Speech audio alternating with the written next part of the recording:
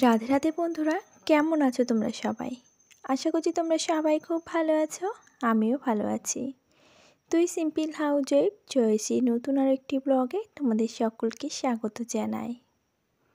প্রতিদিনকার ন্যায় আজও যে সকাল এখন 7:10 বাজে। তাহলে চলো এখন থেকে তোমাদেরকে সাথে নিয়ে আমার ব্লগটা স্টার্ট করছি। আই হোপ যে আজকের ব্লগটাও তোমাদের ভালো লাগবে। আর এই যে সকালবেলা ঘুম থেকে উঠে আশিবাসি কাজকর্ম, এইগুলো ছাড়া আমাদের সংসার জীবনে আর কি থাকতে পারে। এগুলো তো আমাদের প্রতিদিনকার লাইফস্টাইল। এই নিয়েই কিন্তু আমাদের জীবনের শুরু থেকে শেষ একটা হাউসওয়াইফ হিসাবে। যে সকালবেলা ঘুম থেকে উঠবো, আশিবাসি কাজকর্ম, সারাদিন ঘর গোছানো, দুটো বাচ্চার দায়িত্ব, এইসবগুলো করতে করতে না কখন একটা দিন চলে যায় বুঝতে পারি না। দিন তো দিন, দিন থেকে সপ্তাহ, সপ্তাহ থেকে মাস, আর মাস থেকে বছর। একটা পুরনো বছর কাটিয়ে আরও একটি নতুন বছর এসেছি। সে বছরেও একটা মাস প্রায় শেষ হতে চলল। তাই বলে কি আমাদের সংসারের কাজে কোনো রকম কি খামতি আছে, না পিছুটান আছে? যা আছে সব আছে, আর যা হবে তা তো হবে, আর যা হচ্ছে সেটা দেখা যাবে। কিন্তু কিছু কিছু মানুষের আলাপ, ব্যবহার, পরিচয়, ব্যক্তিত্ব, সেগুলো না কাউকে বলে দিতে হয় না। তাদের রূপ, গুণ, দোষ, ত্রুটি, হিংসা, বিদ্বেষ সব কিছুই দিয়েই কিন্তু বোঝা যায়। এই যে যেমন গোলাপটা কত সুন্দর, তার ফুলটা তুলতে গেলে কিন্তু কাটার খোঁচা খেতেই হবে। অবশ্য আবার এই ফুলটাতে কোনো রকম কোনো খোঁচাই খেতে হবে না। তবে যে যতটা হার্ডলি, যে যতটা সুন্দর হবে, তার মধ্যেও নিশ্চয়ই কোনো না কোনো ব্যক্তিত্ব থাকবেই।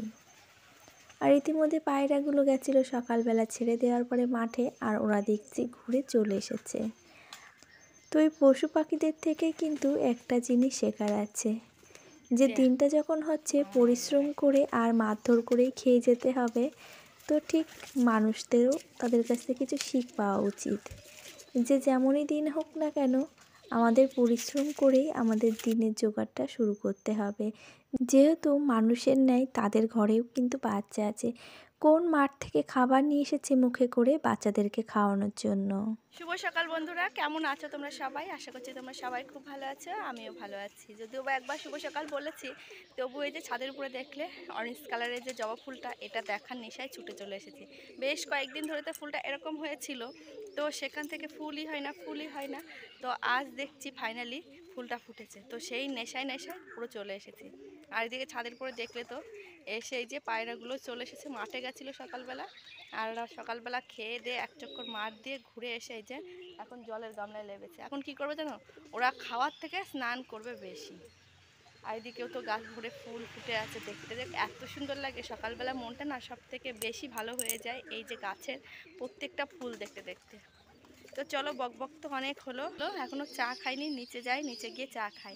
আর এই যে ওরা সব মাঠ থেকে খেয়ে এসেছে, এসে এখন বাচ্চাদেরকে খাওয়াচ্ছে। শুনতে পাচ্ছ বাচ্চাদের আওয়াজ হচ্ছে, তো প্রত্যেকটা বাচ্চারা আবার খেতে দেবে।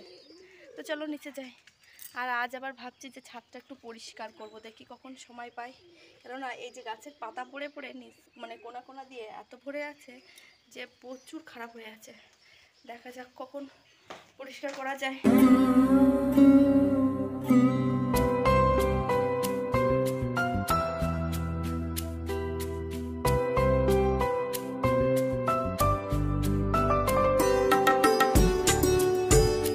আর এই তো সকাল সকাল এক কাপ গরম গরম চায়ের সাথে একটা বাসি রুটি খেয়ে চলে এসেছি ঘর গুছোতে। আর ঘর গুছোবো আর কি, যেই না আমি ক্যামেরাটা অন করে খাটের এখানে এসেছি, আর অমনি টুক করে কারেন্টটা চলে গেল। তার মানে কত দিনকার ন্যায় আজও কারেন্টের কাজ হচ্ছে। ওই যে ওরা সকাল 8:30 থেকে 9টা বাজবেই, সেই অমনি কারেন্ট বন্ধ করে দেবে। কালকে তো আমাদের এই সামনেটা করেছিল, আজকে না হয় ওই স্কুলের ওই দিকটাতে করছে, যে দিকটাতে আমরা বাজারে যাই মুদিখানার বাজার করতে। যারা আমার পুরনো ব্লগ দেখেছো তারা অবশ্যই জানবে। তো যাই হোক, মানে বাজারের দিকে কাজ হচ্ছে। আমরা যেহেতু ভেতরের দিকে একটু, ওই জন্য আগে ভেতর থেকে কাজ শুরু হয়েছে, এবার আস্তে আস্তে বাজার লাইনে গিয়ে যুক্ত করবে। তো আর কি, কারেন্ট নেই, তাই একেবারে দরজার সামনে বসে গেছি। গত কয়েক দিনের বলতে পারো এই শাকগুলো জমে আছে, তো ফ্রিজের ভেতরে ছিল, আর এই যে কারেন্ট থাকছে না, এতে করে না অনেকটা শাক নষ্ট হয়ে গেছে। তো যাই হোক ভাত ছাদ দিয়ে শাক মানে আর যা সবজি ছিল সবটা কেটে কুটে রেডি করেছি। আর ইতিমধ্যে হয়ে গেছে বাবুদের স্কুলের টাইম। তো তাদের একটু মানে রিকোয়েস্ট ছিল যে তারা বাটার টোস্ট খাবে। তো ওইদিকে ও কী করছে জানো, হামানদিস্তায় বসে বসে চিনি গোতাচ্ছে। বলল যে টোস্ট তুমি করে দাও, আমি হচ্ছে চিনিটা গুঁড়ো করে নিচ্ছি। তাই বলে ওই যে বাইরে সিঁড়িতে বসে বসে চিনি গুঁড়ো করে এর ভেতরে অল্প অল্প করে চিনি আবার ছড়িয়েও দিয়েছে। তারপরে এই যে এখন দুজনে মজা করে তাদের রিকোয়েস্টেড খাবারটা খেয়ে এই যে একজন তো গুছিয়ে রেডি হয়েছিল, আর একজন তো জামা কাপড় শুধু পরেছে, মাথায় তেল দেয়া বলো ক্রিম মাখা বলো কোনো রকম কোনো কিছুই করিনি। তো এখন বলতে পারো সেটা জোর জবরদস্তি তার সঙ্গে হচ্ছে, কেননা সে যদি আমি না খেয়াল করি ওইভাবেই চলে যেতে পারে স্কুলে। আর বাচ্চা থাকলে সব দিক তাদের কোন দিকে কি করছে না করছে সংসারের কাজের সাথে সাথে কিন্তু সেদিকেও সবসময় নজর রাখতে হয়। আর এই যে দেখো আজকে কিন্তু এখনও অবধি কারেন্ট আসেনি, আর এই কারেন্ট এসেছিল প্রায় 4:45 নাগাদ। তো সারা দিন এইভাবে জানো তো অন্ধকার জায়গাগুলোতে ফোনের ফ্ল্যাশ জ্বালিয়ে জ্বালিয়ে কাজ করতে হয়েছে। তবে তোমাদের কাছে একটা কথা জানতে চাইছি, সেটা অনেকটা জানতে ইচ্ছা হচ্ছে, কেননা এই যে ধরো শীতের বেলা প্রায় শেষ হতে চলেছে, তো আমি কি এই বাইরে আর রান্না করব নাকি ঘরের ভেতরে গিয়ে রান্না করব সেটা তোমাদের কাছে একটু জানতে চাইছিলাম। কেননা এই যে বাইরে বসে রান্না করি না, এখন যেই রোদ্দুর চলে আসে তখন না রোদ্দুরটা গায়ে লাগে, আর গায়ে লাগলে তখন যেন কেমন একটা জ্বালা পোড়া হয়। এদিকে এমনিতেই আগুনের গরম, তারপরে আবার রোদ্দুর, সাথে করে এলোমেলো হাওয়া। তো এতে করে না আমি খুব অসুবিধায় পড়ে যাচ্ছি, আর চোখ মুখ একেবারে ধোঁয়ায় যেন তো কালি কালি হয়ে যাচ্ছে। চোখ এত পরিমাণে জ্বালা করছে কি বলবো। আর এই যে দেখতে পাচ্ছ এই লক্ষ্মী জবা গাছটা আমার কাকি শাশুড়িমা এনে দিয়েছে। তাকে বলেছিলাম যে একটা জবা গাছ এনে দিতে, আর বলেও দিয়েছিলাম যে একটা লক্ষ্মী জবা এনে দেবে। তো তাকে 30 টাকা দিয়েছিলাম, সে বলল বৌমা আরও 20 টাকা লেগেছে। তো তাকে তার 50 টাকা দিলাম, আরও একটা আর্জি করে দিয়েছি আর একটা গাছ আনার জন্য। বলেছি এই গাছটা আনলেই তোমার ছুটি, তোমার কাছে আর বলবো না যে কোনো ফুল গাছ এনে দাও। তো যাই হোক সে হাসতে হাসতে চলে গেল, আর তারপরে এই যে নিজের সংসারের কাজগুলোকে এখন টুকটুক করে সেরে নিই।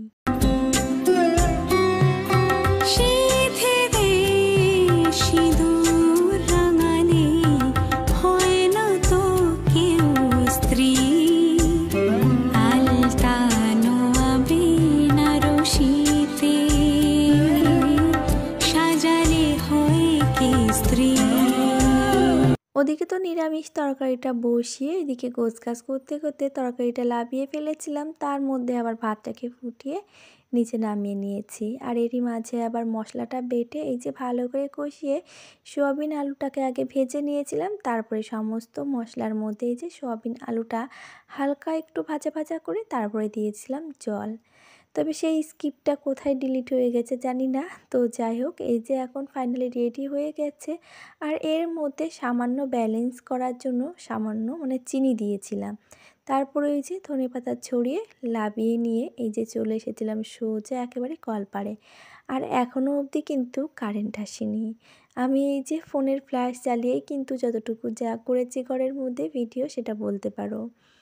তো যাই হোক এই যে বাসন কোসন মেজে ধুয়ে তারপরে এই যে চলে এলাম ফাইনালি ছাদটাকে এবার ক্লিন করতে। অবশেষে সময় হলো আমার সারা দিনের পরে এই যে ছাদ ক্লিন করার জন্য।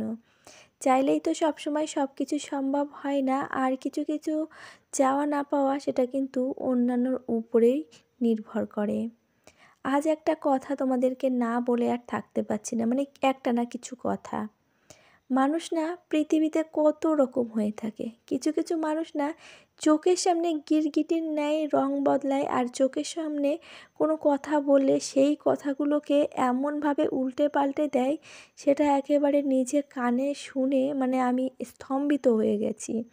শুধুমাত্র আমার ইউনিভার্স আর আমার ঈশ্বরের উপরে মানে ভরসা আর বিশ্বাস আছে যে আমি যে কথাগুলো বলিনি কিংবা যেগুলো বলেছি সেগুলো হয়তো সত্যি কথা বলেছি, সেগুলো হয়তো কিঞ্চিত মাত্র আমি ভুল বলিনি। সত্যি কথা শুনতে না বড্ড তিতো লাগে, তবে সেটা যদি তুমি মনোযোগ দিয়ে শোনো তোমার প্রকৃতে, তাহলে তিতো লাগলেও কিন্তু সেটাকে তুমি একবারের জন্য বলবে না যে হ্যাঁ ওটা আমার পক্ষে সত্যি।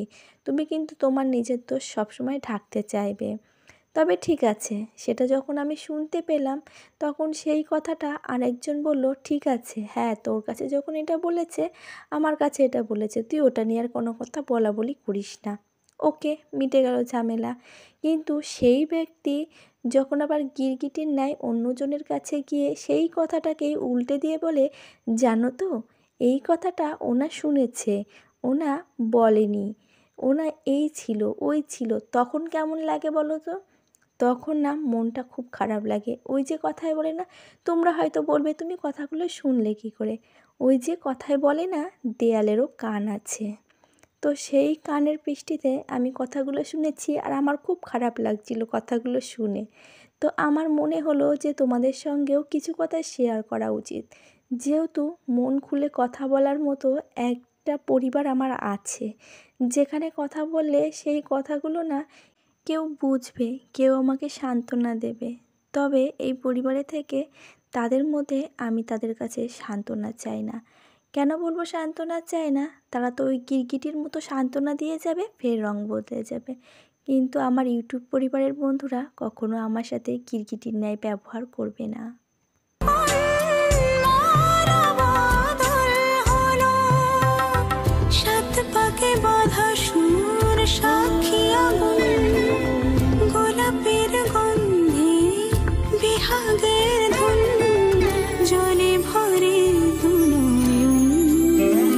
আর এই যে ফাইনালি পুরো ছাদ কমপ্লিট পরিষ্কার।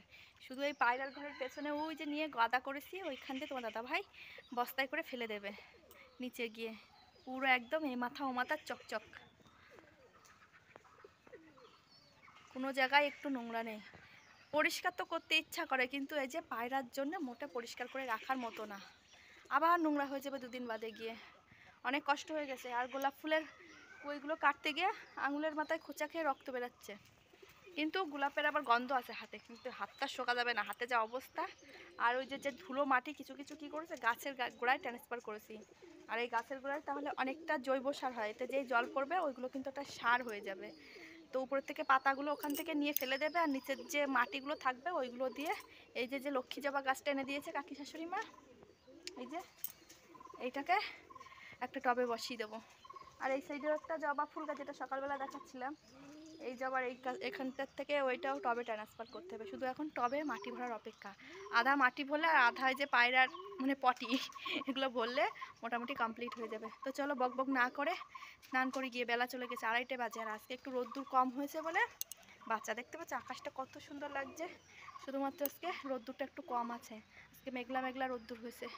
আর আজকে একটাও জামা কাপড় ধুয়ে মেলিনি। চলো আর বক বক করি না, নিচে যাই চান করে গিয়ে। সোয়াবিন, ক্যাপসিকাম, মটরশুঁটি দিয়েছি, মটরশুঁটিগুলো খুঁটে এক জায়গায় রাখ। আর হলো স্কুলের ডিম, আজকে বুধবার ছিল, স্কুলের ডিম এ খেয়ে আসছে ওরটা। ওই যে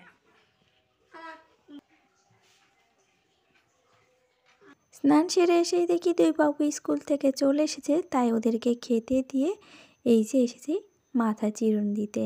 তাহলে চলো এর সাথে বলে রাখি, আজকের ভিডিওটি কেমন লাগলো একটা লাইক কমেন্ট করে জানিও।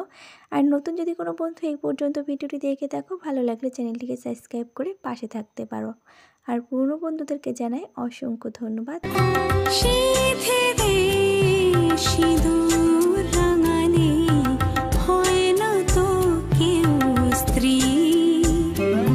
তারপর ওই আর কি অন্ধকারে অন্ধকারে গিয়ে ঠাকুর ঘর দিয়ে ঠাকুর সেবা দিয়ে নিজে এখন নিয়ে বসেছি ভাত। তাহলে চলো আজ আসি, সকলে খুব ভালো থেকো, পরিবারকে নিয়ে আবারও দেখা হবে।